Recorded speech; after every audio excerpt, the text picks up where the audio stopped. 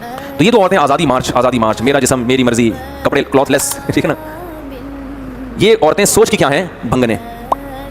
English बोलने से इंसान पढ़ा लिखा नहीं हो जाता, अंग्रेजों में भी भंगी होते हैं। भंगी दुनिया में हर कौम, सोच के भंगी तो हर कौम में होते हैं। ये वो औरतें हैं जो सोच की क्या हैं?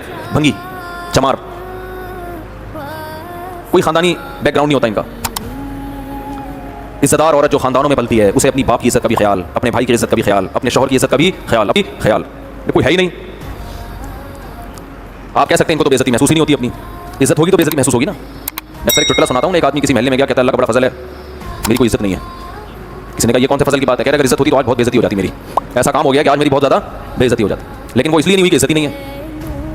इज्जतदार औरत इन नारों से हया महसूस करती है। देखो, दो इंतहाओं की तरफ हम जा रहे हैं। मुझे इन लिबरल औरतों से शिकायत नहीं है, ये तो है ही सोच की भंगने चमार। इनको तो मेरा जिस्म मेरी मर्जी, और वो अपने मेंसेस के कार्ड लेके खड़ी हुई है, अपनी दुनिया को दिखा रही हैं। और जो बेहुदा नारे इन्होंने लगाए हैं, वो तो भंगनों पे भंगीपनी सूट करता है ना। अरे किसी भंगी को आप इत्र की दुकान में ले जाकर बैठा दो तो बेहोश होकर मरेगा कि नहीं मरेगा? उसको थोड़ी समझ में आएगा। हमारे हज़रत अक्सर एक वाक़या बताया करते थे कि एक भंगी गुजर रहा था, चलते चलते बेहोश होकर गिर गया। अब लोग उसको गलत दबा रहे हैं, कोई चींटे मार रहा है, उसको होश ही नहीं आ रहा। बड़ी टेंशन की, इसको हुआ क्या है।